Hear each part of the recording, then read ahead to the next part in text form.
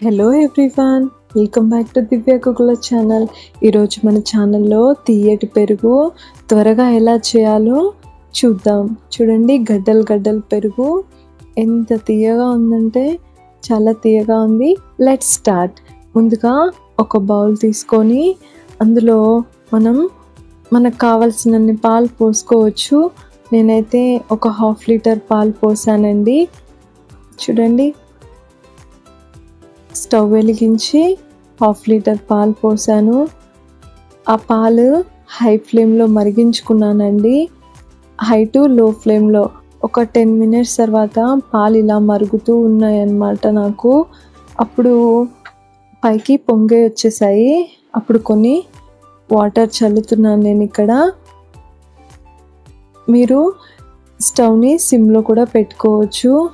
ఇలా ఒక 2-3 టైమ్స్ పొంగుతూనే ఉండిద్ది. వాటర్ చల్లితే అవి మళ్ళీ కిందికి వెళ్ళిపోతాయి.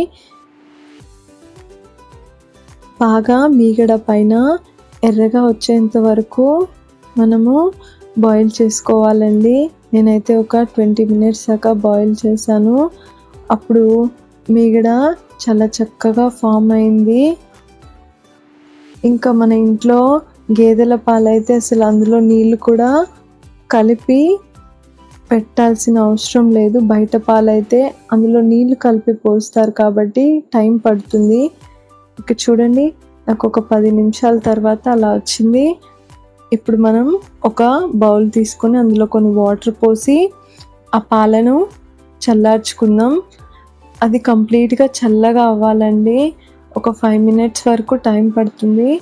నాకైతే 10 మినిట్స్ పట్టింది, ఎందుకంటే పాలు ఎక్కువగా ఉన్నాయి. తర్వాత చల్లగా అయిపోయిన తర్వాత తోడు కోసం ఉంచుకుంటాం కదా, కొంచెం మజ్జిగ అందులో పోసానండి.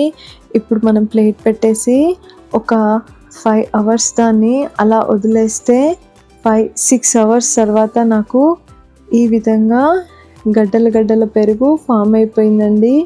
చూడండి, చాలా తీయగా ఉంది. ఎప్పుడు ఒకే ప్రాసెస్ కాకుండా నేను చూపించినట్టుగా ఒకసారి ఈ విధంగా ట్రై చేసి చూడండి, మీకు పెరుగు అనేది పర్ఫెక్ట్గా వస్తుంది.